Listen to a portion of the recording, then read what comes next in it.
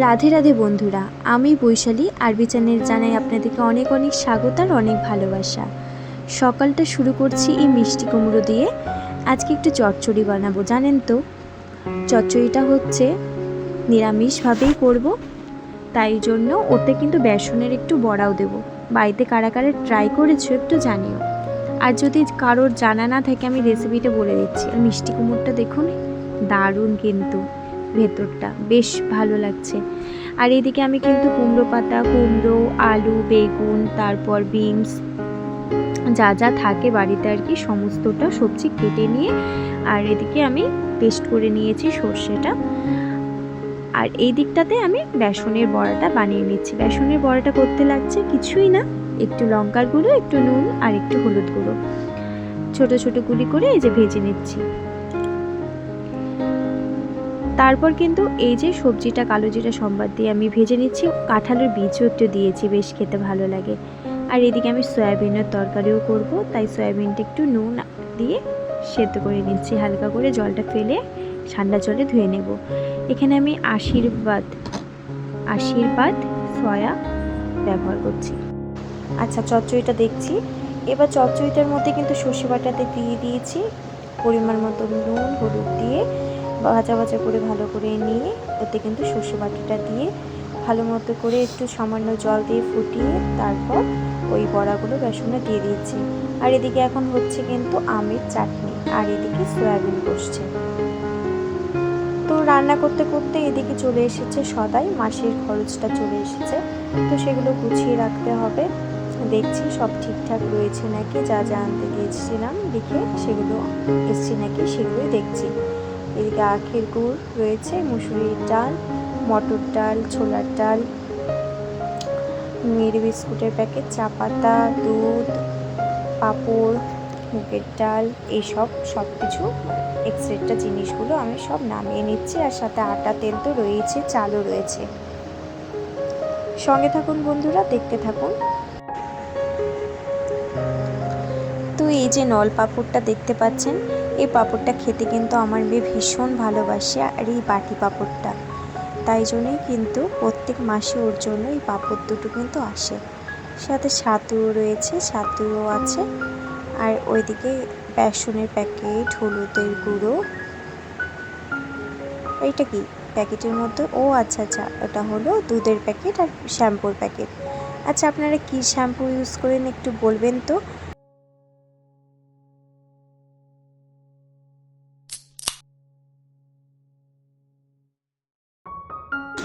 আমাদের মেয়েদের জীবনটা কি তাই না, বিবাহিত জীবন এক আর বিয়ের আগের মুহূর্ত আর এক। মাকে যখন দেখতাম সব গুছিয়ে রাখতো, সংসারের যাবতীয় কাজ সেরে, এবং আমাদেরকেও কিন্তু স্কুলে নিয়ে যাওয়া, খাওয়ানো, এইসব দায়িত্ব পালন করত। এখন আমরাও মা, আমরাও সব গুছিয়ে রাখছি আর দায়িত্ব পালন করছি। সেই সব দিনের কথা ভাবলে কেমন যেন একটা লাগে। সেই বন্ধুদের সাথে স্কুলে যাওয়া, আনন্দ করা, পুতুল খেলা, আজকাল ছেলেমেয়েরা তো সব ভুলেই গেছে। এই খেলা জিনিসটা কেমন যেন হারিয়ে যাচ্ছে, তাই না বলুন। আগের দিনের কত নয় খেলাই হতো, হাডুডু, লুকোচুরি, ছোঁয়াছুঁয়ি, বরফ জল, পুতুল, মাটির পুতুল তো অবশ্যই, আর কিতকিত খেলা, ছিবুড়ি, গোল্লা ছুট, এইসব তো অনেক খেলা আছে, ব্যাডমিন্টন, কতই না খেলা ফিরে খেলেছি, তাই না। আজ আমরা সংসারের দায়িত্বে রয়েছি।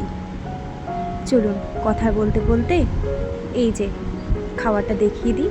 আজকে কিন্তু সয়াবিনের ঝোল করেছিলাম, আর ওই চচ্চড়ি করেছি, পাঁপড়টাও ভাজবো কিছু পরিমাণে।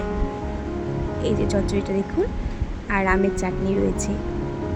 এখন সকলের হাতে হাতে মোবাইল আর টিভি, এ দুটো কিন্তু মাস্ট বাচ্চাদের।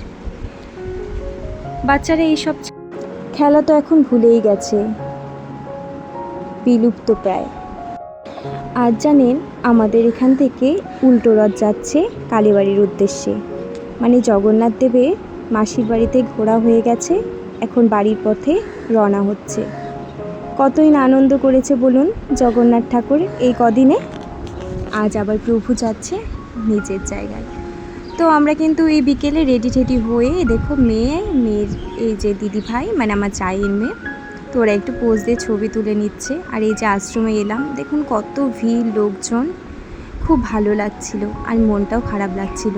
বাড়ির পাশেই আমাদের আশ্রম, তো এতদিন ছিল আমাদের এখানে ওই রথটা যে রয়েছে না, ওই রথটা ছিল। বাড়ির থেকে বের হলেই রথটাকে দর্শন করে আমরা এখানে ওখানে যেতাম, বেশ ভালো লাগতো, মনে হতো যে ঠাকুর আমাদের পাশেই রয়েছে। কিন্তু আজ চলে যাচ্ছে, মনটা ভীষণ খারাপ লাগছে। আর এদিকে দেখুন মেয়েরা তো ঢাকের তালে ভীষণ নাচছে, অনেক ভিড় জমেছে এই রথ দেখার জন্য। আবার আসবে প্রভু বছর ঘুরে। জগন্নাথ দেব, বলরাম, সুভদ্রা, এই ভগবানের কাছে আমার একটাই প্রার্থনা, তোমরা ভালো থেকো আর আমাদেরকেও ভালো রেখো, আশীর্বাদ করো, সকলে যেন ভালো থাকি, সুস্থ থাকি প্রভু, এই কামনাই রইল। চলুন এবার বাইরে যাওয়া যাক, সকলে এখানে থাক, একটু পরেই কিন্তু ভিড়ভাড়টা লেগে যাবে। রথের দড়ি টানতে হবে যে, চলুন তাড়াতাড়ি বেরিয়ে পড়ি। এদিকে বাইরে না বেরোতেই দেখা হয়ে গেল আমার এই দিদি ভাইয়ের সাথে, প্রিয়াঙ্কা দিদি ভাইয়ের মাঝের জনটা। খুব ভালো কিন্তু লাগছিল ভীষণ, যে সকলে মিলে একসাথে বেশ আনন্দ হচ্ছিল। দেখুন কি সুন্দর, কিন্তু এই সবাই কিন্তু এই মাটির এই যে কি ওগুলো ঘোড়া বোধ হয় একসাথে কি সুন্দর নিয়ে যাচ্ছে। আর এই যে জগন্নাথ, বলরাম, সুভদ্রাকে নিয়ে মাথায় করে আসছে এই রথের উপরে ওঠানোর জন্য। খুব ভালো লাগছে জানেন তো।